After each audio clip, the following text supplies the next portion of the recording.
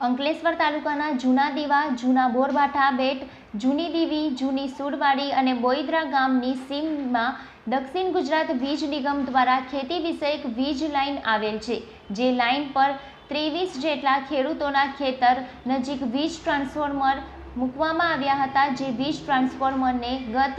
7 મે 2023 થી 24 નવેમ્બર 2023 દરમિયાન કોપરચોરોએ નિશાન બનાવ્યા હતા અને તબક્કાવાર એક પછી એક 23 ટ્રાન્સફોર્મર તોડી પાડ્યા હતા અને તેના સ્ટડ તોડી અંદરથી ઓઇલ ઢોળી કોપર કોઇલની ચોરી કરી ફરાર થઈ ગયા હતા। આ અંગે વીજ નિગમ ખાતે ખેડૂતો દ્વારા જે તે વખતે અરજી કરવામાં આવી હતી, જે અરજી અનુસંધાને દક્ષિણ ગુજરાત વીજ નિગમ દ્વારા જરૂરી સ્થળ તપાસ કરી પંચ કેસ કરી આ અંગે એક ફરિયાદ રિપોર્ટ તૈયાર કર્યો હતો અને તે રિપોર્ટના આધારે વીજ નિગમના નાયબ ઇજનેરનું શંભુ બર્ણવાલ દ્વારા શહેર એ ડિવિઝન પોલીસ મથકે ફરિયાદ નોંધાવતા પોલીસે ₹1,64,600ની નુકસાની અને ₹5,60,500ની કોપર કોઇલની ચોરી મળી કુલ